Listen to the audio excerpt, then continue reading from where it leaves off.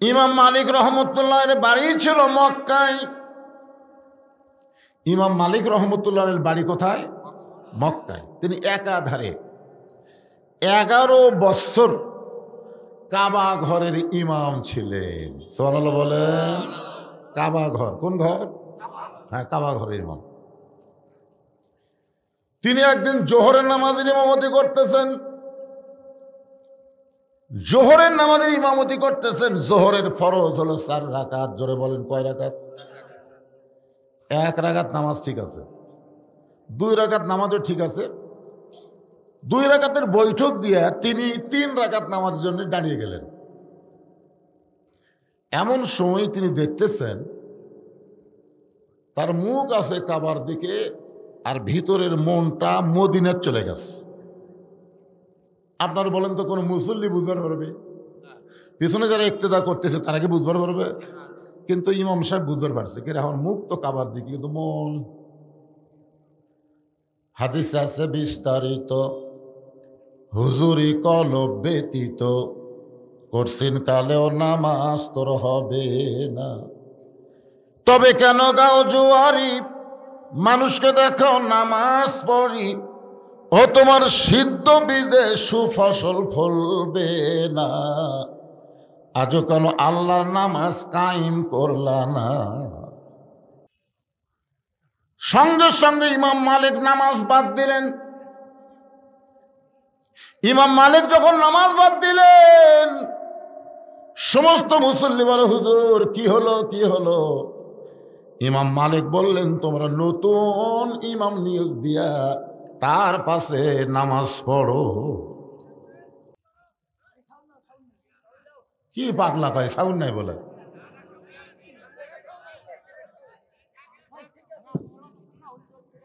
না না, হুজুরের কাছে সাউন্ড আছে বা এখন ওই জায়গাতে আছে কিনা, যা তো ঘুরে যা। এই তোরা কয়জন রে পাগলা, কয়জন? একজন ওখানে যাও তো, দেখো সাউন্ড আছে কিনা। এই যাও।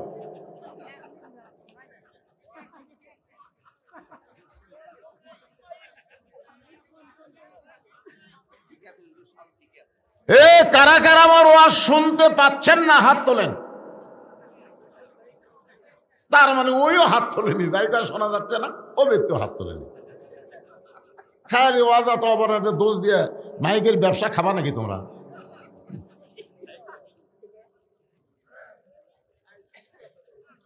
আরে যেটা হোক আছে তো, আজকে এটাই মানে লাও বাবা, অসুবিধা কি? হ্যাঁ, কি বলতেছিলাম, গুরুত্বপূর্ণ কথা চলতেছে যে তোমরা নতুন ইমাম নিয়োগ দাও, আমার পিছনে তোমাদের নামাজ হবে না। সমস্ত মুসল্লি বলে, হুজুর কেন হবে না? ইমাম মালিক বললেন, আমার মুখ আছে কাবার দিকে, মন চলে যায় মদিনার দিকে। কাবার দিতে শুধু মুখ করলে হবে না, মনটাও কাবা করা লাগবে। ধরে কোন ঠিক কি না? এই জন্য তো শয়তান বলে, তোমরা মসজিদের মধ্যে যতই ঢোকো লাভ নাই, কারণ মসজিদের মধ্যে ঢুকলে নামাজ হবে না, নামাজের ভিতরে ঢোকা লাগবে। ধরে কোন ঠিক কি না? আর যেই ব্যক্তি নামাজের ভিতরে ঢুকবে তার চরিত্র কি? ইন্নাস সালাতা তানহানিল ফাহশাই ওয়াল মুনকার। একমাত্র নামাজই পারে মানুষকে যাবতীয় বেহুদা খারাপি কাজ থেকে বাঁচায় দিতে। আল্লাহ কয়, নামাজের জোরে ফায়েশাকা যাবে দূরে, পাক কোরআনে রয়েছে ঘোষণা। এখন আকাম কুকাম নামাজ রোজা একসাথে বান্দিয়া বোঝা, আকাম কুকাম নামাজ রোজা একসাথে বান্দিয়া বোঝা, জাহান্নামে দিয়া সরওয়ানা। আজও কেন আল্লাহর নামাজ কায়েম করলা না? নামাজ পড়ে সুদ খায়, এরকম সুদা নামাজে আছে না নাই? নামাজ পড়ে ঘুষ খায়, নামাজ পড়ে পরের জমির আল ঠেলে। কিছুদিন আগে ইউটিউবে দেখলাম এক লোক খালি মাথার টুপি দিয়ে জুব্বা পরে জিকির করতেছে, আর খালি সমান আলের মধ্যে দিয়ে কোদাল মারতেছে। আপনারা দেখেন, ওই আল্লাহ আল্লাহ জিকির করার কোদাল খালি বাই করে বসে দেয়। তার মানে কি, কোরআন ঠিক আছে না নাই, কিন্তু আর নামাজ ঠিক নেই।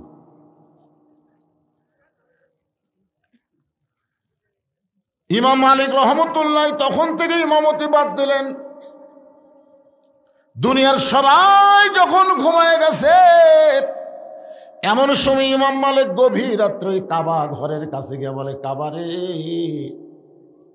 আমার ওপর মন খারাপ করিস না, আমি আর মক্কায় থাকবো না, আমার মনটা যেখানে যায় আমি চলে যাব মদিনা। মনে বড় আশা ছিল আমি যাব মদিনায়। এ গান গাইলে গুনাহ হবে? তাহলে বলেন, মনে বড় আশা ছিল আমি যাব মদিনায়, সালাম আমি করব গিয়া নবীজির যায়। মনে বড় আশা ছিল আমি যাব মদিনায়, আরব সাগর পাড়ি দিব, নাইকো আমার তরি, আমি পাখি নই যে উড়ে যাব ডানাতে ভর করি।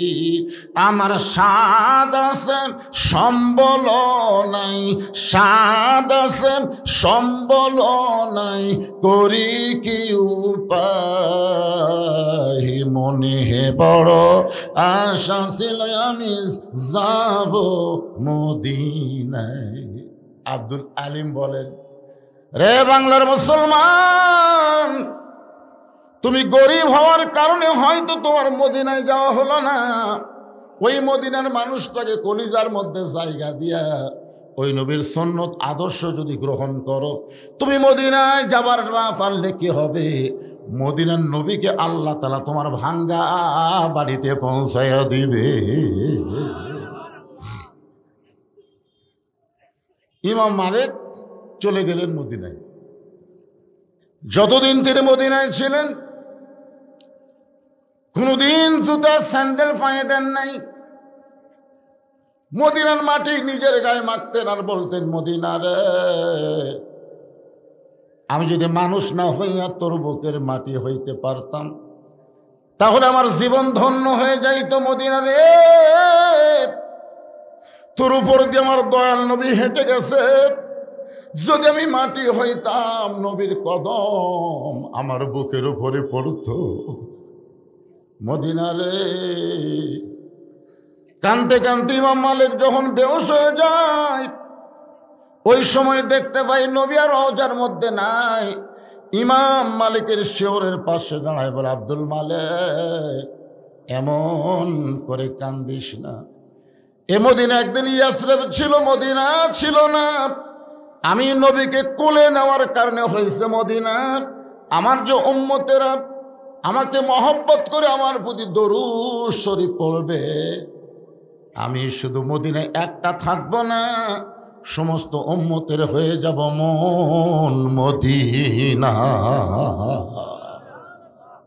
ইমাম মালিক রহমতুল্লাহ এই হাদিসের ব্যাখ্যা করতে গিয়ে বলেন যে হাসরের ময়দানে উম্মতি মোহাম্মদী একজনকে আল্লাহ মিজানের কাছে নিয়ে যাবে। জোরে কোন কোথায়? মিজান মানে কি? আরো জোরে। এটা কি আপনার বাপের কথা না আল্লাহর কথা? তো আল্লাহর কথা বলতে মুখ বন্ধ থাকে কেন? মিজান মানে কি? মিজান মানে দাঁড়িপাল্লা। মিজান মানে কি? আরো জোরে, জোরসে বলুন। জোর হলো না, আরো জোরে। এখন একদল বলবে, হুজুর আপনি কি দাড়ি ফলার মিছিল করে বেড়াচ্ছেন? আল্লাহ কোরআনে বলেছে, সূরা রহমান পড়ে দেখেন, ওয়াল ওয়াজনা বিল কিসতি ওয়ালা তুকসিরুল মিজান। আল্লাহ তখন ওজন করে দেখবে নেকির চাইতে পাপ অনেক বেশি। আপনারা বলেন তো, নেকির চাইতে যদি পাপ বেশি হয় তার ঠিকানা কি? আপনারাই জোরে বলেন, ঠিকানা কি? আল্লাহ বলবেন, রে জাহান্নামের ফেরেশতারা, ধাক্কায় ধাক্কায় গুনাহগার উম্মতকে জাহান্নামে নিয়ে যা। মনে করেন আমি সেই উম্মত, মনে করেন জাহান্নামের ফেরেশতারা ধাক্কায় ধাক্কায় যখন আমাদেরকে জাহান্নামের দিকে নিয়ে যাবে, এমন সময় আমাদের নবী আসেন, আমার মুক্তার আসেন, আমার ব্যারিস্টার, শেষ বিচারের হাইকোর্টেতে তিনি আমায় করবেন পার, আমি পাপী রাসূল জাবিন্দার। আল্লাহ নবী সামনে দাঁড়িয়ে যাবে, ফেরেশতা বলবে, কে গো আপনি? আজকে হাসরের ময়দানে কেউ কারো নয়। আল্লাহ কোরআনে বলেন, ইয়া আইয়ুহান নাসু তাকু রাব্বাকুম ওয়াখশাউ ইয়াওমান লা ইয়াজজি ওয়ালিদুন আন ওয়ালাদিহি ওয়ালা মাউলুদুন হুয়া জাযিন আন ওয়ালিদিহি শাইয়্যা। হাসরের ময়দানে মা তার সন্তানকে চিনবে না, বাবা তার সন্তানকে চিনবে না, সন্তান তার বাপ মাকে চিনবে না, কেউ যখন কাউকে চিনবে না, ওই সময় কেবলমাত্র আমাদের নবী, ধরে কান সুবহানাল্লাহ, কেবলমাত্র কার নবী? হ্যাঁ, আমাকের নবী। বুকের দিকে আঙ্গুলতে বলে আমাকের নবী। আদম আলাইহিস সালাম থেকে ঈসা নবী পর্যন্ত সবাই বলবে ইয়া নফসি, ইয়া নফসি, আমার কি হবে, আমার কি হবে। আর আমাদের নবী শুধু বলবে ইয়া রব্বি হাবলি উম্মতি, আমার উম্মতের কি হবে। ফেরেশতারা বলবে, আপনি কে গো? সামনে থেকে সরেন, আল্লাহ হুকুম করছে একে জাহান্নামে ফেলে দেওয়া লাগবে। নবী বলতেছে, আমার ফেলে দিয়ে আমার উম্মতকে নিয়ে যা। তুই কত বড় ফেরেশতা তা? আল্লাহ কয়, জিবরাইল, কাম হবে না, কাম হবে না। ওই ফেরেশতাগুলো নবী জানে, কিন্তু নবীরে চিনে না। সুবহানাল্লাহ খান না কে? তুমি তো নবীরে চিনো, যাও। ফেরেশতা জিবরাইল নবী চিনার কারণে হাসরের ময়দানে আল্লাহ নবীকে সালাম দিবে না, আসসালামু আলাইকা ইয়া রাসূলুল্লাহ, নবী সালামের উত্তর দিবে না। ফেরেশতা জিবরাইল আবার সালাম দেবেন, আসসালামু আলাইকা ইয়া রাসূলুল্লাহ, নবী সালামের উত্তর দিবে না। ফেরেশতা জিবরাইল আবার নবীকে সালাম দেবেন, আসসালামু আলাইকা ইয়া রাসূলুল্লাহ, নবী সালামের উত্তর দিবে না। কয়বার হলো? জিবরাইল বলে, হুজুর, দুনিয়ার জীবনে আপনাকে 24,000 বার সালাম দিছি, সালাম দেওয়া মাত্রই আপনি উত্তর দিচ্ছেন। আজকে হাসরের ময়দান আপনাকে 3 বার সালাম দিলাম, আপনি একটাবার উত্তর দিলেন না। আল্লাহ রাসূল বলে, জিবরাইল, সালাম দেওয়ার আগে সালাম দেওয়াটা শিখা লাগবে। ফেরেশতা জিবরাইল বলে, হুজুর, আমার সালামের মধ্যে ভুল কোথায়? নবী বলে, তুই গ্রামার জানিস? আরবি গ্রামার আছে না নাই? ওয়াহেদ, তাসনিয়া, জমা। আসসালামু আলাইকুম হলো জমা, আসসালামু আলাইকা মানে ওয়াহেদ, আসসালামু আলাইকুমা তাহলে সানি হলো। আরবিতে 1 বচন, 2 বচন, বহু বচন আছে। 1 বচন হচ্ছে কা, 2 বচন হচ্ছে কুমা, 3 বচন হলো কুম। আমাকে যখন সালাম দিবেন তখন কি বলা লাগবে? আসসালামু আলাইকুম। কারণ আমার 2 কান্দে 2টা ফেরেশতা থাকার কারণে আমাকে বহু বচন করা লাগবে, কিন্তু নবীর কান্দে কোনো ফেরেশতা নাই, এই জন্য নবীকে সালাম দেওয়া লাগবে আসসালামু আলাইকা। কয় বচন? 1 বচন। ফেরেশতা জিবরাইল বলে, ইয়া রাসূলুল্লাহ, সালামের ভুল কোন জায়গায়? আল্লাহর নবী বললেন, জিবরাইল, তুমি শুধু আমারে সালাম দাও, কিন্তু আমার গুনাহগার উম্মতকে বাদ দিলা কেন? যাকে ধাক্কায় ধাক্কায় জাহান্নামে নিয়ে যাচ্ছে তাকে বাদ দিলা কেন? ফেরেশতা জিবরাইল বলে, ইয়া রাসূলুল্লাহ, নেকির চাইতে পাপ বেশি হয়ে গেছে, আল্লাহ জাহান্নামের ফতোয়া দিছে।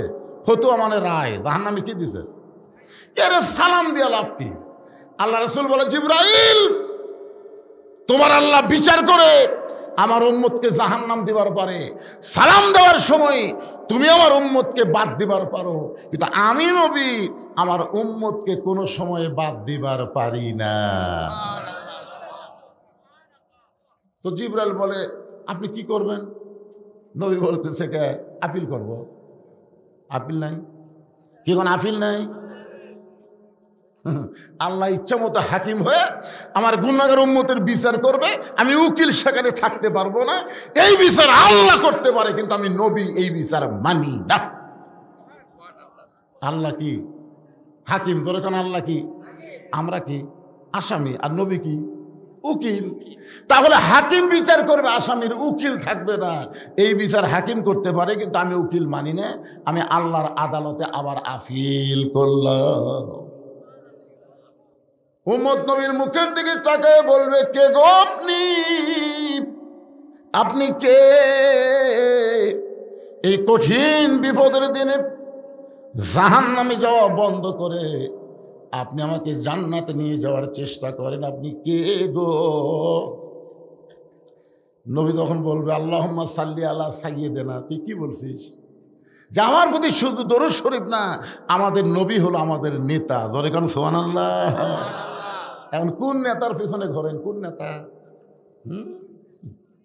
আমার নেতার চরিত্র ফুলের মতন পবিত্র, নামাজ পড়ে না এক ওয়াক্ত। ধরে কোন কথা ঠিক কিনা? এই নেতার পিছনে ঘোরার কারণে তো নেত্রী পলে গেছে, আর কর্মীগুলো খালি কাউ কাউ কাউ কাউ করতেছে। এরা নেতা না, এরা হলো হারকিন মোসা লেতা। লেতা বুঝেন না? সঙ্গে সঙ্গে আল্লাহ বলবেন, হাবিব আপনার উম্মতের ব্যাপারে আমি আল্লাহ তাআলা আপিল গ্রহণ করলাম। আবার মিজানের কাছে নিয়ে যাওয়া হবে, নতুন করে নেকি আর পাপের ওজন হবে। নেকির চাইতে পাপ বেশি হওয়ার কারণে আল্লাহ বলবেন, হাবিব দেখেন তো আমি কি বিচার ভুল করেছি? নেকির চাইতে পাপ বেশি হওয়ার কারণে আমি আল্লাহ তাআলা তাকে জাহান্নামে রায় দিয়েছি।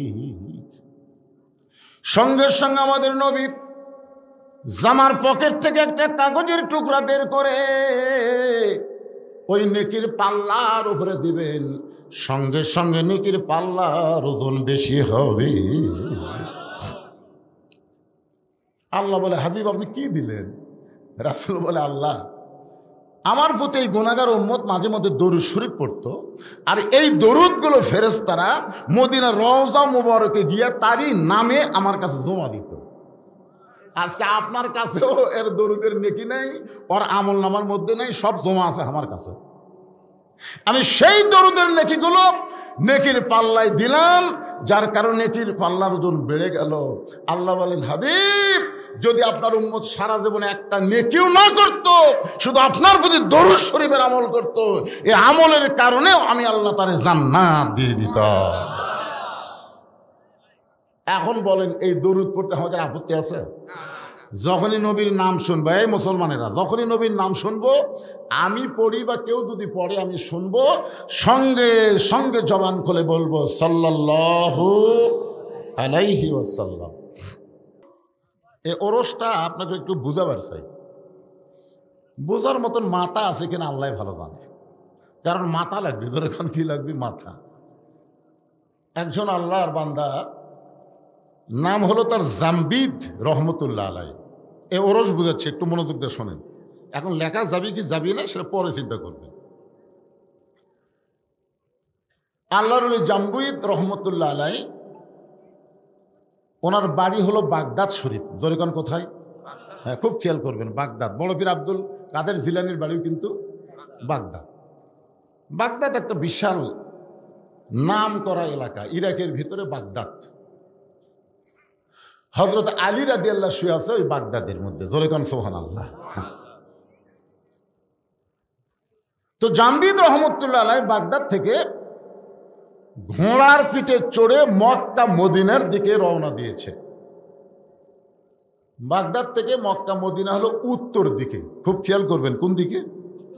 উনি ঘোড়ার পিঠে চড়ে মক্কা মদিনার দিকে রওনা দিলেন, কারণ তখনকার সবচাইতে দ্রুতগামী যানবাহনের নাম হলো ঘোড়া। ওই সময় সবচাইতে দ্রুতগামী যানবাহনের নাম কি? একটু হোহা করা লাগবে। ওরস বুঝবেন না? ওরস শুনবেন না আপনারা? ওরস রাত 1টা পর্যন্ত ওয়াজ হবে, মাঝখানে কিছু ফাঁকা থাকবে, ফজরের পরে তবরক দিবি নাকি কন? আপনারা যারা ওয়াজ শুনবেন বাইরে ঘুম পাড়বেন, আর যে শালারা ওয়াজ শুনলি ওরা এসে তবরক খাবি। এই তো রস নাকি? এটাই রস। আপনারা আমার ওয়াজ শুনে বাড়িতে ঘুমাবেন, আর ফজরের পরে দিবি তবরক। যারা ঘুম পাড়ছে ওরা খাবি, আর যারা চেতন থাকছে এরা পাবি না। আজকে এখানে এটা শোনার পরে আমার মাথা তখন থেকে ঘুরতেছে, এ ওরসের ব্যাখ্যা আজকে মারাই লাগবে। তোর এখন কথা ঠিক কিনা?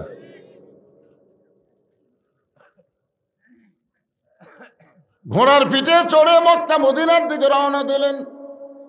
মক্কা মদিনার উত্তর দিকে কিছুদূর ঘোড়া ঠিকই চলল, কিন্তু মক্কা মদিনা মনে হয় আর বেশি দূরে নয়, আর বেশি দূরে নয়। এমন সময় মক্কা মদিনা উত্তর দিকে না গিয়া পূর্ব দিকে, মক্কা মদিনা উত্তর দিকে ঘোড়া না গিয়া পূর্ব দিকে ঘোড়া দৌড়ানো শুরু করলো। এখন আপনারা বলেন, উত্তর দিকে গেলে মক্কা মদিনা পাওয়া যাবে, কিন্তু ঘোড়া যদি পূর্ব দিকে যায়, আপনি যদি চড়ে বসে থাকেন, ঘোড়া যেদিকে যাচ্ছা আমি নামতেছি না, তাহলে কি আপনি মক্কা মদিনা পাবেন? জোরে কান পাবেন?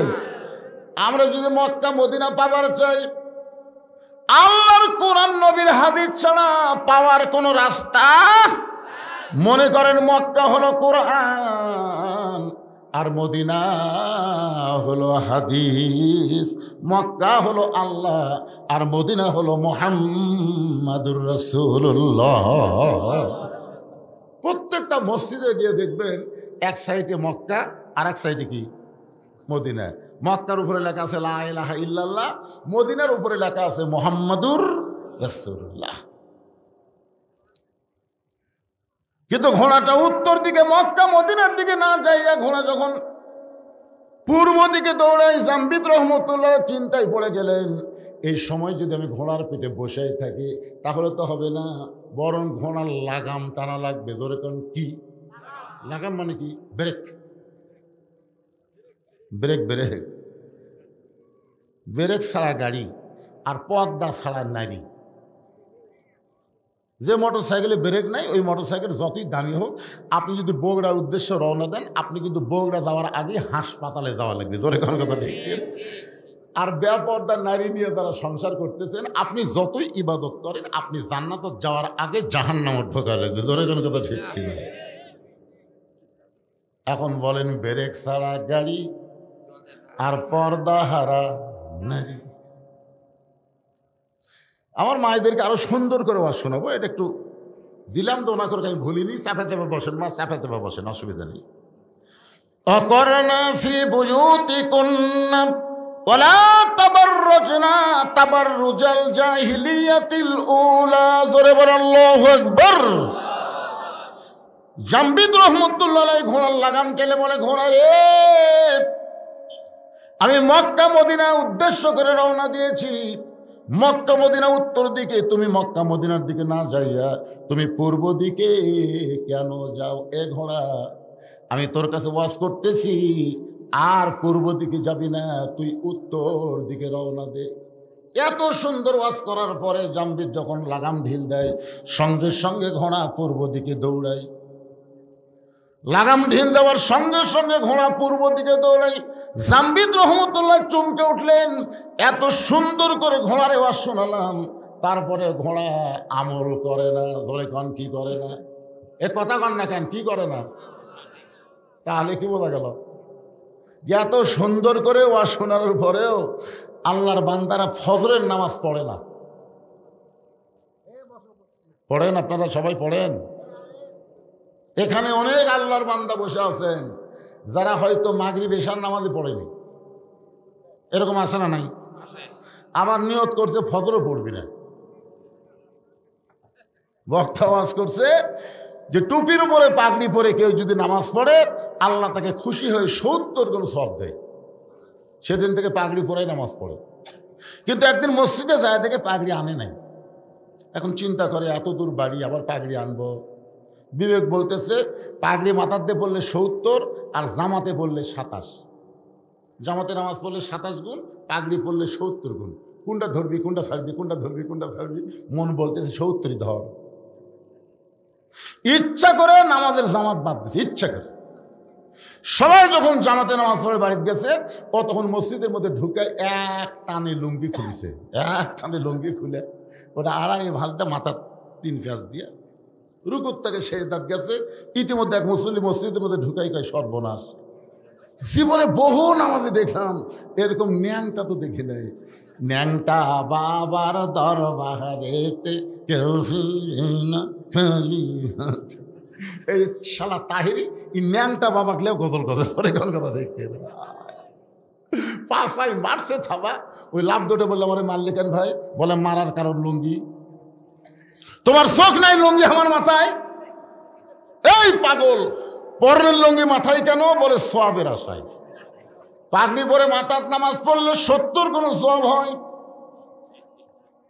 লোকটা বলে পাগল, পাগড়ি পরা হলো সুন্নাত আর লুঙ্গি পরা হলো ফরজ। পাগড়ি পরা কি আর লুঙ্গি পরা কি? ওয়াজ শোনা হলো মুস্তাহাব আর এশার নামাজ পড়া হলো ফরজ। এশার নামাজ বাদ দিয়া যারা ওয়াজ শুনতেছে তারা লুঙ্গি খুলিয়া মাথায় পাগড়ি পরিছে। আমার সঙ্গে সকলে একটু বলা লাগবে, বলতে পারবে না ভাইজান? যারা বলবে না মনে করেন তারা এশা পড়ে নাই, না পড়া ওয়াজ শুনতেছে। আর যারা বলবেন আল্লাহ তাআলা তাদের এশা কবুল করুক, জোরে কোন আমিন। তাহলে সবাই আমার সঙ্গে বলেন, এশার নামাজ বাদ দিয়া যারা ওয়াজ শুনতেছে তারা লুঙ্গি খুলিয়া মাথায় পাগড়ি পরেছে। আবার ওয়াজ শুনতে শুনতে যারা ফজর বাদ দিবে, ওয়াজ শুনতে শুনতে যারা ফজর বাদ দিবে লুঙ্গি খুলিয়া মাথায় পাগড়ি পরিবে। যে মাত্র লাগাম ঢিল দেয় ঘোড়া আবার পূর্ব দিকে দৌড়ায়। জাম্বি চিন্তা করে ওয়াজ করা যখন কাম হলো না, ওয়াজের পরে আওয়াজ আসে না নাই? তিনি ঘোড়ার পিঠ থেকে নামলেন। ঘোড়ার পিঠ থেকে নাইমা মক্কা মদিনার দিকে টেনে টেনে ঘোড়াকে নিয়ে যাবেন। ঘোড়ার পিঠে চলে যখন যাওয়া হবে না, তাই বলে ঘোড়া ছাড়া তো আমি যাব না। এবার নিচে নামার পরে ঘোড়াকে টানা যখন শুরু করলেন, সঙ্গে সঙ্গে ঘোড়া শুয়ে পড়ছে। দাঁড়ানো ঘোড়াকে 2 ধাপ সামনে টাইনা নিয়ে যায়। যে ঘোড়া শুয়ে পড়ে তার টাইনা কোনো লাভ? জোরে বলেন। মনোযোগ দিয়ে যারা শুনবেন তাদেরকে কিছু শোনানো যাবে, কিন্তু কোরআনের মাহফিলে সে মনটা যদি বক্তার কথার দিকে না থাকে। এই জন্য ছোটবেলা একটা গান শুনেছিলাম, 80 তোলায় শের যদি হয় 40 সারে মন, মনে মনে মিল না হলে মিলবে না ওজন। বক্তার কথা আর শ্রোতার মন এই দুইটা যদি এক না হয় তাহলে ওয়াজ বুঝতে কিন্তু কষ্ট হবে। জোরে কোন কথা ঠিক না? আল্লাহর জামবিদ রহমতুল্লাহ চিন্তায় পড়ে গেলেন, এই ঘোড়ার পিঠে চড়ে মক্কা মদিনায় যাওয়ার চাইলাম, ঘোড়া আমাকে মক্কা মদিনায় নিয়ে যাবে না। ঘোড়ার টাইনা টাইনা মক্কা মদিনায় নিয়ে যাবার চাইলাম, ঘোড়া আমার সঙ্গে যখন যাবে না তাহলে খামাখা। ইন্নামা আমওয়ালুকুম আওলাদুকুম ফিতনা। আল্লাহ বলেছেন সম্পদ আর সন্তান হলো তোমাদের বিপদের কারণ। যত সম্পদ দুনিয়াতে আল্লাহ দিয়েছে তার মধ্যে একটা সম্পদের নাম হলো ঘোড়া। দরকার নাম কি? ঘোড়া। আল্লাহ বলতেছেন সম্পদ আর সন্তান তোমাদের সবচাইতে বড় বিপদের কারণ। এই সম্পদের কারণে অনেক মানুষ জাহান্নামে যাবে, আবার সন্তানের কারণে অনেক বাবা মা জাহান্নামী হবে। জোরেগণ কথা ঠিক না? আজকে আপনি কেমন ভাব, আপনি কেমন বেটা জন্ম দিলেন যে আপনার বেটা কোরআনের মাহফিল বাদ দিয়ে মেলা ঘুরতেছে? এই দোয়া দরুদ পড়ে জন্ম দেননি তো, হিচ্ছুকে গলা ধরে পেড়ে ফেলে দিয়ে কাম করছেন কি? শালা মানুষ হবে? কোরআনের মাহফিল বাদ দিয়ে মেলার মধ্যে ঘুরবি? কথা বল না কেন ভাই, কথা বল না কেন? মুসলমানের বাচ্চা হয়ে তুমি আল্লাহর কোরআনের মাহফিল বাদ দিয়ে মেলার মধ্যে ঘোরো, তোমার লজ্জা করে না? ওই ব্যক্তি হলো সবচাইতে বড় দুর্নীতিবাজ। ওই ব্যক্তির কোনো নীতিই নাই যে আল্লাহর কোরআনের মাহফিল বাদ দিয়ে মেলার মধ্যে ঘোরে। জোরে কোন কথা ঠিক কিনা? আর এত রাত্রে, রাত 11:30 পার হয়ে গেছে, এত রাত্রে রাস্তা ঘোরা ভালো মানুষের বাচ্চারা ঘরে না, চোর ডাকাতেরাই ঘরে। জোরে কোন কথা কন না কেন? এত রাত্রে রাস্তা কারা ঘরে? অন্যদিন ঘুরলে তাও না, একটা কথা আছে, আজকে কোরআনের মাহফিলের দিন, আরে জান্নাতের বাগান লাগছে এখানে, আর ওরা জাহান্নামের মধ্যে ঘুরতেছে। একটু মনোযোগ দিয়ে শুনবেন। জামবিদ রহমতুল্লাহ ঘোড়ার মহব্বত কলিজা থেকে বের করে দিয়ে মক্কা মদিনার দিকে হেঁটে হেঁটে রওনা দিয়েছে।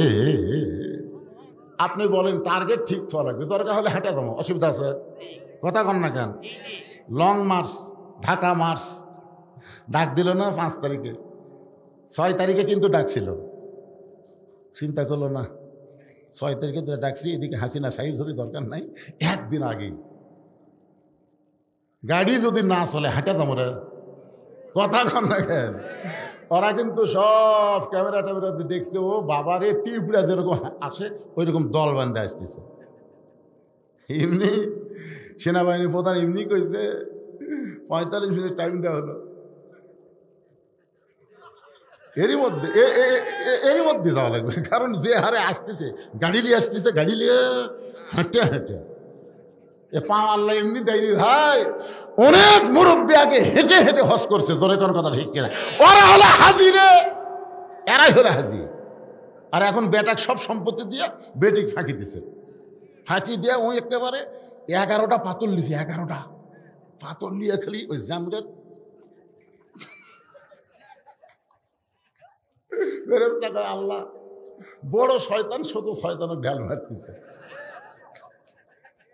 সব সম্পত্তি বেটাক দেখ, বেটিক যে বাপ ফাঁকি দিছে ওই মানুষ আছে, ওই আবার মক্কা যা শয়তান মারছে, কেন পাগলা তুই কি মাররে,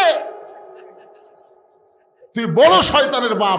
কথা কন না কেন ভাইজান, মন খারাপ করতেছেন? আচ্ছা আপনার কি কোনো বক্তব্য দিবেন, শুনবেন? আলহামদুলিল্লাহ, খালি ভালো নয়, আজকে মজা দেবে।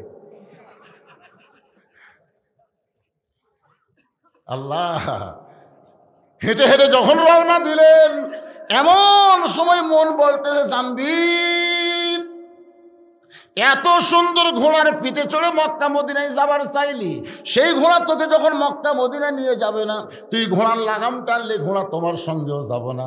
একটা বার কি ঘাড় কাত করে দেখা যায় না ঘোড়া কি করতেছে? ইলা জিহাদুল কাবাত শরীফতে আল্লাহ। মন বলতেছে কাবার দিকে তো মুখ করে খাড়া হইল রে, তোর 2000 টাকার জুতা যে সাইডে থুসু, দেখ তো জুতা, মানে জুতাও দেখতেছে, নামাজও পড়তেছে, হবে হবে তো মনে করতেছে সবাই যখন জামাতে চলে গেছে, ই একলাই যখন জোহরের 4 রাকাত সুন্নত করতেছে, দেখে ওর জুতা কুটি, তো যাই দেখে ওর পাশে কাঠের বাক্সে জুতা, ওর মনে করতেছে কেবল 1 রাকাত হচ্ছে, এখনো 3 রাকাত আছে, এই 3 রাকাত শেষ করতে আমি 7 মাথা পারবো, এই মনে করে চোর যেই জুতায় হাত দিয়েছে ওই খস করে দিচ্ছে। তখন বলতেছে কে রে ভাই, তুই কাবার দিকে মুখ করে নামাজ পড়তেছিস? তখন বলতেছে না ভাই, ইলা জিহাদুল কাবা ওয়া জুতা, খালি কাবা লয় তো আমার জুতাও রাখা লাগবে, আবার কাবাও করা লাগবে, জোরে করে হবে। জাম্বিদের মন বলতেছে এত সুন্দর ঘোড়া, যে ঘোড়ার পিঠে চড়ে তুই মক্কা মদিনায় যাবি, সেই ঘোড়া তোকে টেনে নিয়ে যাবার চাই, তাও গেল না, পিছনে বসে আছে, একটা তাকায় দেখতো ঘোড়া কি খাড়া হলো না শুয়েই থাকলো।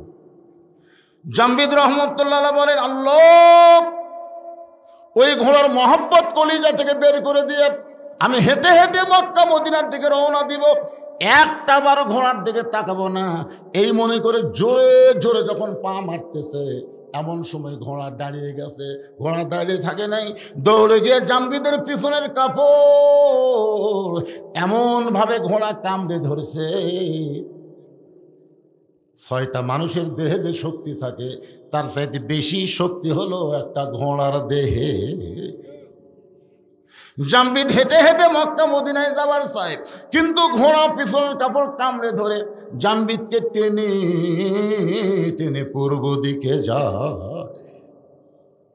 জাম্বিদ কয় কে, ঘোড়ার পিঠে চড়ে মক্কা মদিনায় যাবো, ঘোড়া নিয়ে যাবে না, ঘোড়ারে টানলাম, ঘোড়া আমার সঙ্গে যাবে না, আমি একলা যাবার চাই, তারপরে ঘোড়া যাবার দিবে না। এই ঘোড়ার মধ্যে ঢুকলো কি? ইত্তাকু ফিরাসাতাল মুমিনিনা ফাইন্নাহু ইয়ানজুরু বিনূরিল্লাহ। এতক্ষণ জাম্বিদ খালি 2 চোখ দিয়ে দেখছে, এবার 2 চোখ বন্ধ করে অন্তরের দিকে তাকায় দেখে, এতক্ষণ ধরে ঘোড়া যে কাজগুলো করতেছে এগুলো ঘোড়ার ইচ্ছায় নয়, এগুলো হচ্ছে আল্লাহ মালিকের ইচ্ছা। সুবহানাল্লাহ, জোরে কর। 2 চোখ দিয়ে দেখলে ঘোড়া খারাপ, কিন্তু ইয়ানজুরু বিনূরিল্লাহ 2 চোখ বন্ধ করে যখন নূরের চোখ দিয়ে তাকায় দেখে যে ঘোড়া যা কিছু করতেছে ঘোড়া নিজে করতেছে না, ঘোড়ার মালিককে? জাম্বিদের মালিককে? আল্লাহ জাম্বিদ ঘোড়ার পিঠে চললেন, দেখি ঘোড়া কোথায় নিয়ে যায়। আল্লাহ কেন মক্কা মদিনায় যাবার না দিয়ে আল্লাহ আমারে কোথায় নিয়ে যাবে? ঘোড়ার পিঠে যখন চললেন, ঘোড়া চলতে চলতে চলতে চলতে রোম দেশ, জোরে কোন কোন দেশ? আমার সঙ্গে একটু জোরে বলেন, কোন দেশ? এই রোম দেশের বর্ডারে এসে ঘোড়া দাঁড়াইছে। বর্ডার সঙ্গে সঙ্গে ৬-৭ জন সৈন্য জাম্বিদের দিকে তাকায় আছে। জাম্বিদ জোড়হাত করে বলতেছে, ভাইজান আমার কোনো দোষ নেই, আমি মক্কা মদিনায় যাব, কিন্তু ঘোড়া আমাকে এই পর্যন্ত টানে আনছে ভাই, আমার কোনো দোষ নেই। কারণ মক্কা মদিনায় যাওয়ার ভিসা আছে, কিন্তু এই দেশে যাওয়ার তখন ভিসা নেই। কিন্তু ঘোড়া তো বোঝে না। সঙ্গে সঙ্গে সৈন্যগুলো বলতেছে, হুজুর ঘোড়ার রং তো ঠিকই আছে, আপনার নাম যদি জাম্বিদ হয় আর আপনার বাড়ি যদি বাগদাদের খোরাসান হয়, এই দেশের নাম হলো রোম দেশ। জোরে বলেন সুবহানাল্লাহ। সৈন্যগুলো কি বলতেছে, ঘোড়ার রং তো ঠিকই আছে, যে রঙের কথা বলেছে আপনি সেই রঙের ঘোড়ার পিঠে চড়ে আসতেছেন। যদি আপনার নাম জাম্বিদ হয়, আপনার বাড়ি যদি বাগদাদের খোরাসান হয়, এই রোম দেশের বাদশা বলেছে ওই হুজুরকে সসম্মানে আমার দরবারে হাজির করে দিও। জাম্বিদ কয় কে রে? যে দেশ আমি জীবনেও চিনি না, যেই দেশের নামই আমি শুনি নাই, আর সেই দেশের বাদশা কেমনে জানলো ঘোড়ার রং তো লাল, আমার নাম জাম্বিদ, আমার বাড়ি ইরাকের খোরাসান, বাগদাদের খোরাসান, এইটা কেমনে জানলো? এই বাদশা তো বাদশা নয়, এই বাদশা হলো আল্লাহর ওলি। ধরে কোন বাদশা কি? আসলে বাদশা কে? আমাদের মধ্যে কিছু কিছু নেতা বলে ইসলামের সাথে রাজনীতির কোনো সম্পর্ক নেই। এক ফকির ভিক্ষা করবে গেছে শাহজাহানের দরবারে, যা দেখে বাদশাহ শাহজাহান মসজিদের মধ্যে ঢুকে 2 হাত তুলে বলতেছে, ও বাদশার বাদশাহ, তোমার দরবার আমি ফকির, তোমার দরবারে আমি ফকির। ফকির মনে মনে কয়, আইলাম বাদশার কাছে, আইসা থেকে বাদশাহ নিজেই ফকির হয়ে কাঁদতেছে, তাহলে আমিও যা সাজানো তাই, তাহলে আসল বাদশা কে? জোরে কর, আরো জোরে, জোরসে বলুন। তাহলে আল্লাহর নীতি তো রাজনীতি, আর শাহজাহানের নীতির নাম হলো ফকরা নীতি। মানুষ হলো ফকির, আল্লাহ হলেন বাদশাহ। তাবারাকাল্লাযী বিয়াদিহিল মুলক ওয়া হুয়া আলা কুল্লি শাইইন কদির। গোটা পৃথিবীর রাজত্ব, কর্তৃত্ব, মালিকানা একমাত্র কার হাতে? যারা জবান বন্ধ করে থবেন, বুঝবেন আপনি মুসলমান, খালি নাম আছে, কিন্তু আপনার ভিতরে মুনাফিকি কাম করতেছে। আমি কি আমার বাপের কিচ্ছা বলতেছি না আল্লাহর কোরআনের কথা? জোরে বলেন, তাবারাকাল্লাযী বিয়াদিহিল মুলক। এক হাদিসে আমারে কয়, হুজুর আপনার ওয়াজত গেলে খালি রাজনীতির পেছর পড়ে, রাজনীতি না করলে হয় না। আমি গেলাম, হাদিস সাহেব আপনি তো রাজনীতি করে যাচ্ছেন। তো বলে কোথায়? মক্কায়। তো বলে কেমনে? আমি বললাম, আপনি কি আল্লাহর ঘর সামনে থেকে বলেছেন ইন্নাল হামদা অন্নি মাতা লাকাওয়াল মুলক লা শারিকা লাক? এটাকে আপনি বলছেন? হুজুর বহুবার বলছি। এই লাকাওয়াল মুলক লা শারিকা লাকের অর্থ কি? আমরা তো শুনে শুনে খালি কচি হুজুর, আমরা তো অর্থ জানি না। পাগলা, এর অর্থ হলো রাজনীতির ভিতরে, রাজত্বের ভিতরে একমাত্র আল্লাহ ছাড়া অন্য কাউকে আমি স্বীকার করি না। তাহলে রাজনীতি, রাজত্ব একমাত্র কার? আরো জোরে বলেন। আপনি কাবা ঘরের সামনে দিয়ে এই তালিবিয়া পড়ে এসে বাংলাদেশের মানুষের দল করতেছেন, আপনার হাজির নাম হবে কিন্তু হজ কবুল হবি না। জোরে কথা কন না কেন ভাইজান? তাহলে বাদশাহ শাহজাহান কি বাদশাহ আছে? বাদশাহ শাহজাহান বাদশাহ আছে? বাদশাহ নেই, কি হচ্ছে? আল্লাহু গানিয়ুন ওয়া আনতুমুল ফুকারা। আমরা হলাম ফকির, ধনীর নাম কি? আরো জোরে, জোরসে বলুন। জাম্বিদ রহমতুল্লাহ চমকে গেলেন, যে দেশ আমি চিনি না, যে দেশের বাদশাকে আমি জীবনেও জানি না, সেই দেশের বাদশা কেমনে জানলো আমার নাম জাম্বিদ, আমার বাড়ি খোরাসান বাগদাদে, আমি লাল ঘোড়ার পিঠে চড়ে আসতেছি। এই বাদশা অবশ্যই আল্লাহর ওলি। ওই 6 জন সৈন্য শুভেচ্ছা স্বাগতম আল্লাহর ওলির আগমন, শুভেচ্ছা স্বাগতম বলে রোমের রাজদরবার পর্যন্ত পৌঁছায় দিলেন। জামবিদ বললেন, ভাইজান এই যে রাজদরবারের দরজা পর্যন্ত নিয়ে আসলেন, এখন আমি কি করব? বলে, এখান থেকে আপনাকে একলাই যাওয়া লাগবে, এখান থেকে আপনাকে একলা যাওয়া লাগবে। ফেরেশতা জিবরাইল বলে, নবী গো, এই পর্যন্ত আল্লাহ আমাকে হুকুম দিয়েছে, এরপর থেকে আপনাকে একলাই যাওয়া লাগবে। ধরে কোন কয়জন? কেন? ওরস মানে কি একটু খেয়াল করেন। আল্লাহ নবী দুইজনা, প্রেম করিবেন গোপনা, মাঝখানে তো অন্য কারো জায়গা থাকবে না। জায়গা যদি থাকিত জিবরাইলকে সঙ্গে নিত, জায়গা যদি থাকিত জিবরাইলকে নিত, দরজার বাইরে আল্লাহ ব্রেক করাতো না। সবাই বলেন, আল্লাহ নবী দুইজনা প্রেম করেছেন গোপনা, মাঝখানে তো অন্য কারো জায়গা ছিল না। কি জিবরাইল খালি এক ধাপ মারলে তোর অস্তিত্ব পুড়ে হবে। সাই 70,000 নূরের পর্দার গেট আমি আল্লাহ আমার দোস্তকে সাদর সম্ভাষণ জানাবার চাই। ধরে কেন সুবহানাল্লাহ। আয় রে, নবী একলা এখন আল্লাহর কাছে যাচ্ছে একলাই। ফেরেশতা জিবরাইল বলে, হুজুর আমি আপনার সাথে থাকলে আপনাকে কোলদারা হইয়া, কোলদারা বুঝুন না, বর দেখবেন বিয়ার দিনে কোলদারার মোশন দেখছেন, বড় এই কি ছোটো ছোটো ঘাস খাবো, তোর শ্বশুর মামা শ্বশুর সবাই কিন্তু জানলাতে তোকে দেখতেছে। আজকে যাত্রীরা, বর যাত্রী যেভাবে খায় ওর দিকে কারোর নজর নেই, নজর কিন্তু তোর দিকে আছে। আজকে তুই কম খা, ছোটো ছোটো ঘাস খা, মুগত কিছু ভরার সাথে সাথে টিস্যু পেপার দিয়ে মুছবো। কোলদারা বরক শিখা দিচ্ছে। কারণ কি জন্য? আজকে তোর পরীক্ষার দিন পাগলা, আগামীকাল থেকে তোর খাওয়ার শেষ না, তুই কি খাবো রে? কিন্তু যারা আজকে শেষ খাওয়া খাচ্ছে বরযাত্রী, ওরকে আজকে শেষ পাগলা, আগামীকাল আর খাওয়া নেই। এই দুনিয়াতে কাফের বেঈমান হলো বরযাত্রী, আর মুসলমান হলো বর। মুসলমানকে ফেরেশতারা দেখতেছে, আল্লাহ দেখতেছে, চিন্তা ভাবনা করে খাওয়াও লাগতেছে, চলাও লাগতেছে। তোর কেন ঠিক কিনা? আর বরযাত্রীর কোনো চিন্তা আছে? কারণ ওরা জানে মরার সাথে সাথে জাহান্নাম, পিটুন খাওয়া ছাড়া বুদ্ধি নেই। আর আমরা জানি মরার পরে জাহান্নাম না, আমাদের জন্য জান্নাতের দরজা আল্লাহ খুলে দিয়েছেন। সালামুন আলাইকুম তিবতুম ফাদখুলুহা খালিদিন। এখান থেকে আপনি একলা যান। আল্লাহ জামবিদ রহমতুল্লাহ আলাইহি রোমের বাদশার রাজ দরবারে একা একা রওনা দিলেন। কিছু দূর যাওয়ার পরে রোমের বাদশা দাঁড়িয়ে জামবিদ রহমতুল্লাহ আলাইহিকে সাদর সম্ভাষণ জানায়, বলতেছে, ওগো আল্লাহর ওলি, আপনার ঘোড়া, লাল ঘোড়ার পিঠে চড়ে আপনি খোরাসান থেকে আপনি জামবিদ রহমতুল্লাহ আলাইহি আমার রোমের দিকে আপনি আসতেছিলেন। জামবিদ কয়, না আপনার ধারণা ঠিক না, আমি মক্কা মদিনা যাওয়ার চাইছিলাম, মক্কা মদিনাত। কিন্তু এই ঘোড়ার কারণে, শুধুমাত্র ঘোড়ার কারণে আল্লাহর ইচ্ছায় আমাকে রোমের দেশে আসতে হলো। তবে আমি জানতে চাই আপনি কেমনে জানলেন আমার নাম জামবিদ, আমার বাড়ি খোরাসান, আমি লাল ঘোড়ার পিঠে চড়ে আসতেছি, এইটা আপনি কেমনে জানলেন? রোমের বাদশা বলে, আমি জানি না, জানি আমার পাগলি মেয়ে। সুবহানাল্লাহ, জোরে কন। জামবিদ বলে, কি বলেন? বলে, আমি জানি না তো, জানে আমার পাগলি মেয়ে। আল্লাহ তাআলা আমাকে একটাই মাত্র মেয়ে দিয়েছে, সেই মেয়েটা আজকে প্রায় 13-14 বছর হলে পাগলি অবস্থায় আছে। দুনিয়ার কোনো আলো পছন্দ করে না, দুনিয়ার কোনো খাওয়া পছন্দ করে না, দুনিয়ার কোনো মানুষ পছন্দ করে না, একা একা একটা বন্দি ঘরে থাকে। আমি দুনিয়ার বহু ডাক্তার কবিরাজ দেখাইছি, একটা ডাক্তার কবিরাজ আমার মেয়ের রোগ ধরতে পারেনি। ওই একটা মেয়ে ছাড়া আমার দুনিয়াতে কেউ নেই।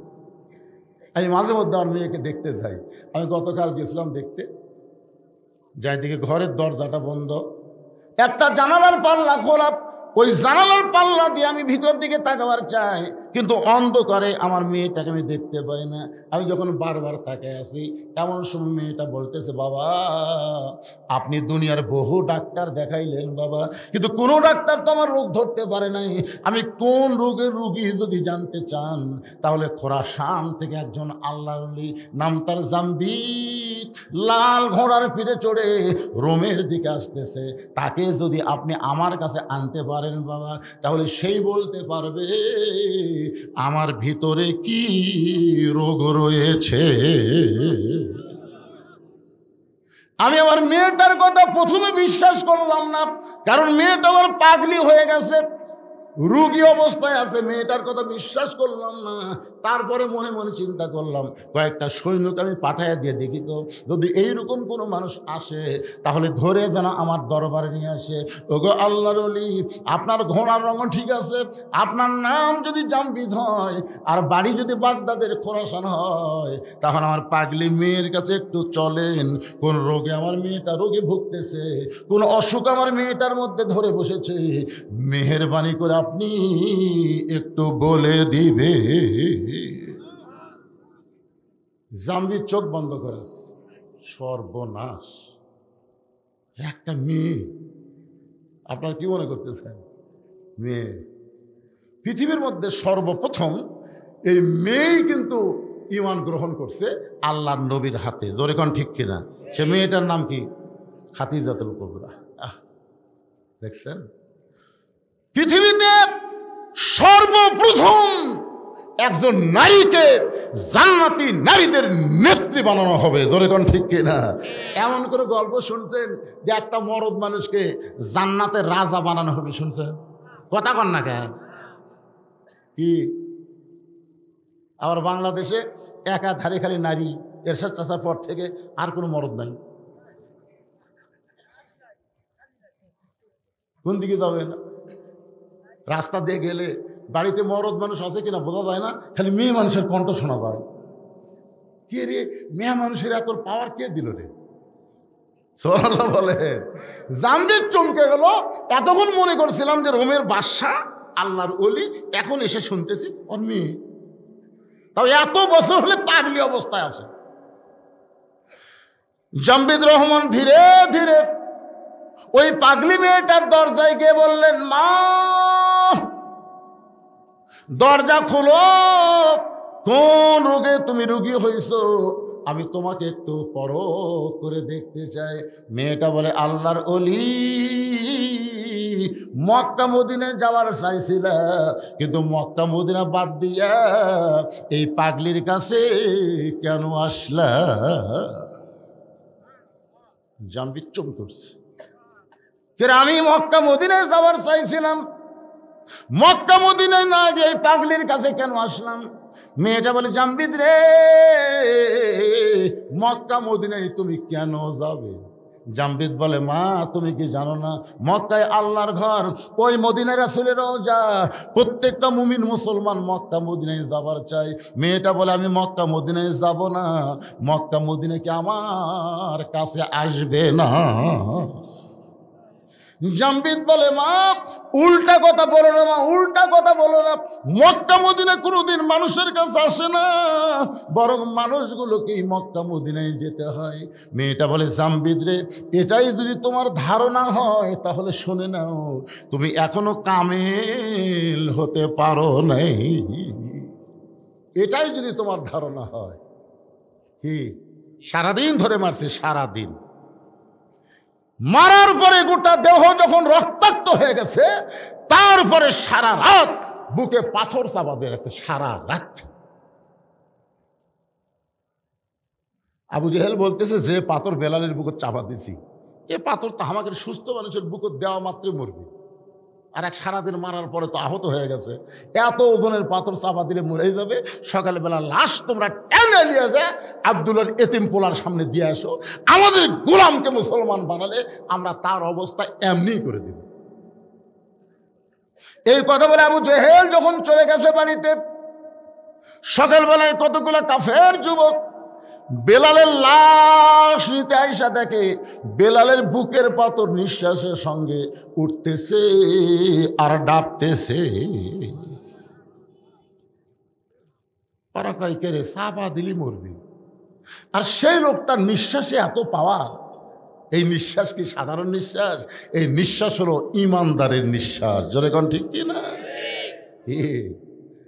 জেলের মধ্যে নিয়ে থেকে, জেলের থেকে নিয়ে যা তুমি হাসপাতালে হত্যা করবা, হ্যাঁ? 13 বছর অন্যায়ভাবে হুজুরকে জেল দিলে, এত তোমার খায়শ মিটল না। তুমি জেল থেকে বের করে মিথ্যা নাটক করে তুমি হুজুরকে হাসপাতালে হত্যা করবা। আপনারা বলেন তো হুজুরের নিঃশ্বাস নাই, যখন আসে না নাই? আপনার কি ওই ভিডিও দেখছেন উনি যখন হাসপাতালে বেডের উপর বসে আছেন? দেখছেন? একটু মনোযোগ দিয়ে শুনবেন। যুবকের এক দৌড় নেতার কাছে, নেতা আপনি বলেছিলেন পাথর চাপা দিলে মরে যাবে, আসেন মরে নাই, বরং নিঃশ্বাসের সঙ্গে পাথর উঠতেছে আর ডাবতেছে। আবু জেহেল উতবা সাইবা দৌড়ে এসে দেখে বেলালের জবান থেকে আল্লাহ আল্লাহ আল্লাহ আহাদ আহাদ উচ্চারণ হচ্ছে। কুলহু আল্লাহু আহাদ, পড়েন কুলহু আল্লাহু আহাদ আল্লাহুস সামাদ লাম ইয়ালিদ ওয়া লাম ইউলাদ ওয়া লাম ইয়াকুল লাহু কুফুয়ান আহাদ। আবু জেহেল বলতেছে জিহ্বা টেনে বের করো। যে জিহ্বাতে আল্লাহ আল্লাহ উচ্চারণ করতেছে ওই জিহ্বা পেরেক মেরে দিতে হবে। বেলালের মুখের মধ্যে হাতটা দিয়ে জিহ্বা টেনে বের করে ওই জিহ্বার মধ্যে 6টা বাউল কাটা ঢুকাই দিলেন। বাউল কাটা হলো খেজুর কাটার চাইতেও মোটা, এরকম 6টা কাটা এই পার্তে ঢুকায় ওই পার্তে বের করে দিলেন। এরপরেও হযরত বেলালের জিহ্বা দিয়ে রক্ত বের হয়, রক্তের মধ্যে ফুটি বলতেছে আল্লাহ আল্লাহ আল্লাহ আল্লাহ আল্লাহ আল্লাহ। এরপরেও আল্লাহর জিকির যখন বন্ধ হয় না, কে যেন বলল আবু বকর, গভীর রাত্রে যেই বেলাল নবীর কাছে ঈমান গ্রহণ করছে সেই বেলালকে মারতে মারতে মারতে মারতে বেলালের জিহ্বা টেনে বের করে জিহ্বার মধ্যে পেরেক মারছে। আবু বকর রে, বেলাল তোমার ভাই, কুল্লু মুসলিমুন ইখওয়া, প্রত্যেকটা মুসলমান ভাই ভাই। আবু বকর রে, বেলালকে কি মুক্ত করবা না? আবু বকর এক দৌড়ে গিয়া কাফের বেঈমানদের সামনে বলে, রে মক্কার কাফেররা, তোদের মধ্যে মানবতা নাই, তোদের মধ্যে মনুষ্যত্ব নেই। সারাদিন ধরে মারছিস, সারা রাত বুকে পাথর চাপা দিয়ে রাখছিস, এরপরও জিহ্বা বের করে জিহ্বার মধ্যে পেরেক মারলি, তোদেরকে কোনো দয়া নাই রে, তোদের কোনো কি মায়া নাই? আবু জেহেল বলতে, আবু বকর যদি তোমার মায়া হয় তাহলে আমাদের গোলামকে তুমি কিনে নাও, কত দাম নিবা? বেলালের মনিব উমাইয়া বলতেছে 1000 স্বর্ণ মুদ্রা নিব। আবু জেহেল বলে, রে উমাইয়া, যেই বেলাল সুস্থ অবস্থায় তুমি 1টা টাকা দিয়ে কিনলাম, আর সেই বেলাল মরার সময় তুমি 1000 আশরাফি চাইলা। আবু বকর বলে, উমাইয়া, আমার কাছে যদি 10,000 টাকা চাইতা, তারপর আমার ভাই বেলালকে তোমাদের কাছে এক মুহূর্ত আমি রাখবো না। 1000 আশরাফি দিয়ে হযরত বেলালকে মুক্ত করে নবীর দরবারে নিয়ে যায়। আবু বকর কান্দে করে চিন্তা করতেছে, রহমতুল্লাহ আলামিন এই দৃশ্য কি সহ্য করতে পারবে? নিজের পাগড়ি দিয়ে বেলালকে ঢেকে কান্দে করে যখন নিয়ে যাচ্ছে, নবীর সামনে দাঁড়াবে, আবু বকর, বেলালকে এইভাবে না ঢেকে আমার সামনে প্রকাশ করে দাও। আবু বকর, হুজুর আপনি সহ্য করতে পারবেন না, ওই কালো মানুষটা রক্ত লাল হয়ে গেছে। রাসূল বলে, আবু বকর, তুমি কি জানো আল্লাহ তাআলা আমার বেলালের জন্য কোরআনের আয়াত নাজিল করেছে? ইন্নাল্লাযীনা ক্বালু রাব্বুনাল্লাহু সুম্মা ইসতাকামু তাতানাজ্জালু আলাইহিমুল মালায়েকা আল্লা তাখাফু ওয়া লা তাহজানু ওয়া আবশিরু বিল জান্নাতিল্লাতী কুনতুম তুআদুন।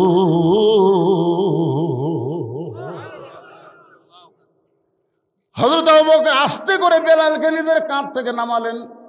নামার পরে পাগড়ি যেই মাত্র টান দিছে, নবী তাকায় দেখে বেলালের জিহ্বার মধ্যে পেরেক মারার কারণে জিহ্বাটা মোটা হয়ে মুখ থেকে অনেকখানি বার হয়ে আসে। আল্লাহ রাসূল হামাগুড়ি দিয়ে বসলেন। রাহমাতুল আলামিন নবী হামাগুড়িতে বসে বেলালের কপালে একটা চুমা দিয়া বেলালের জিহ্বার মধ্যে যে পেরেকগুলো বের করে নিজের জিহ্বাটা নবী বেলালের জিহ্বার সঙ্গে লাগায় দিলে। সঙ্গে সঙ্গে জিহ্বাটা পূর্বের মতন হয়ে বেলালের মুখের মধ্যে যখন ঢুকে যায়, নবী বলেন, বেলাল রে, তুমি কি জানো তোমার ঈমানের কারণে আল্লাহ তাআলা তোমাকে 8টা জান্নাতের মালিক বানায়া দিছে। বেলাল বলে, রাসূলুল্লাহ, আপনি কি আমার কাছে কিছু শুনতে চান? আবু বকর, বেলাল তুমি কি বলবা? বেলাল বলে, হুজুর, ওই আল্লাহর শপথ করে বলতেছি, ওরা যখন আমাকে সারাদিন ধরে মারছিল, ওরা যখন আমাকে চাবুক মারতেছিল, আমার চামড়া কেটে যখন রক্ত বের হচ্ছিল, আমি তখন আল্লাহ আল্লাহ জিকির করতেছিলাম।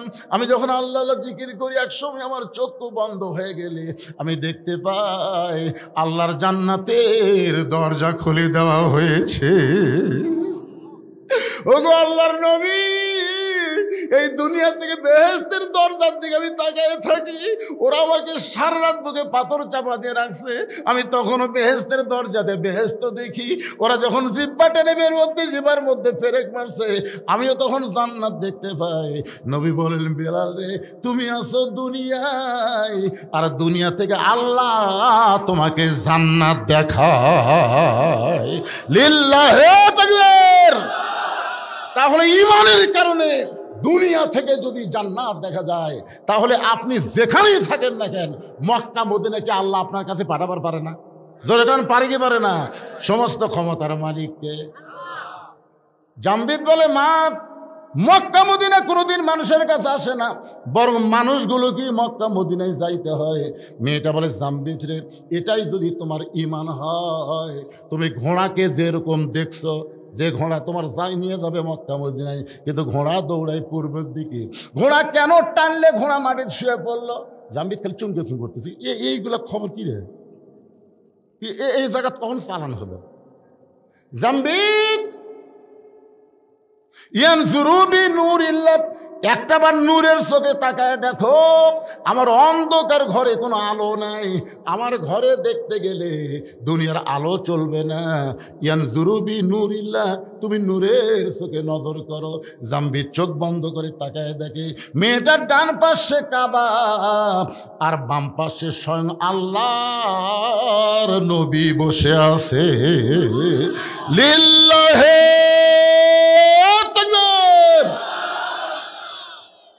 জামবিদ দরজাত বসে বলে, মা, মা, তুমি এমন কি আমল করো যে আমল করনে ডান পাশে মক্কা, বাম পাশে মদিনা?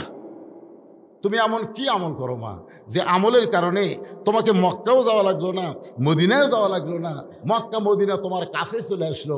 এই আমলটার নাম কি?